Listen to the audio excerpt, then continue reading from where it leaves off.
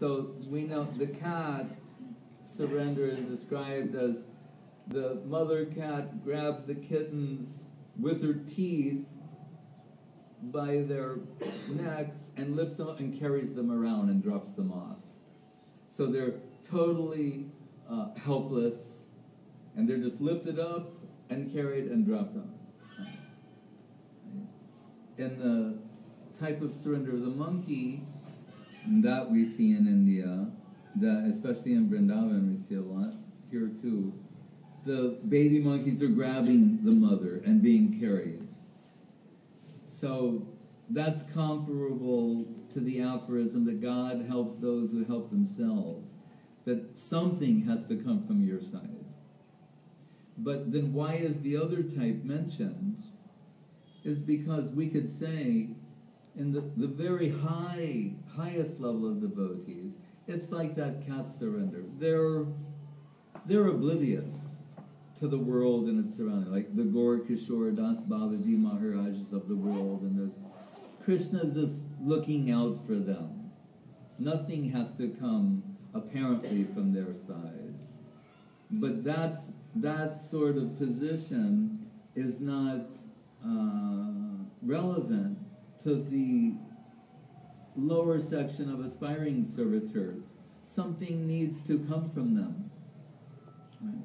So Guru Maharaj said, in this sense, we favor the monkey type surrender, that something will come from our side.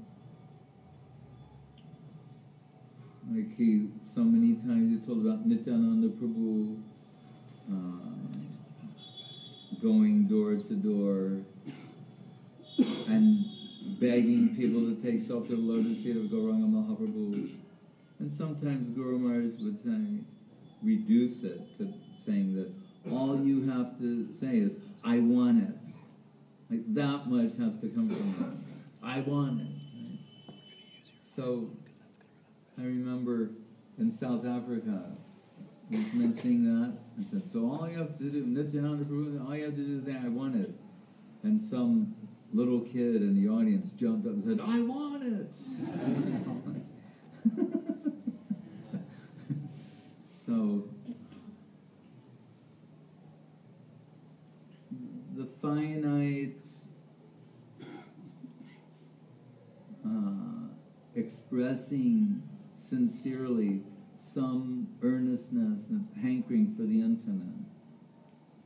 And Srila Guru Maharaj said once in almost aphoristic style that according to one's inner sincere necessity and hankering for a connection with truth, that'll be reciprocated. He'll come in connection with a certain level of theistic conception and association. And that is really an all-encompassing, comprehensive expression of all possible theistic conceptions. According to one's inner necessity, inner sincere hankering for a connection with the truth, necessarily they'll come in connection with a certain level of theistic conception and subsequent association. So it accommodates for everything, inside the Krishna consciousness movement and out. Any other question?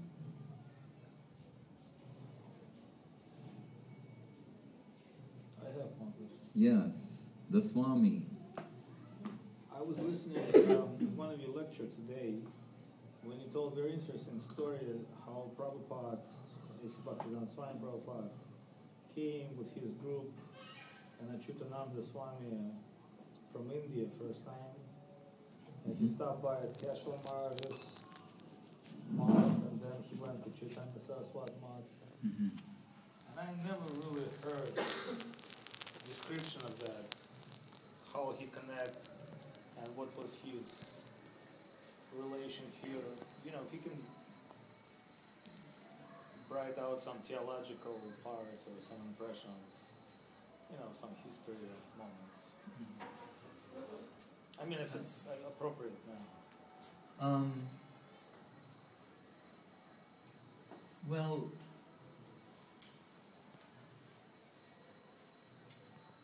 we're relying on the observations of that godbrother who was there at the time, and Srila Gurudev has confirmed these things as well, that when Srila Prabhupada came to India after successful preaching in the West, that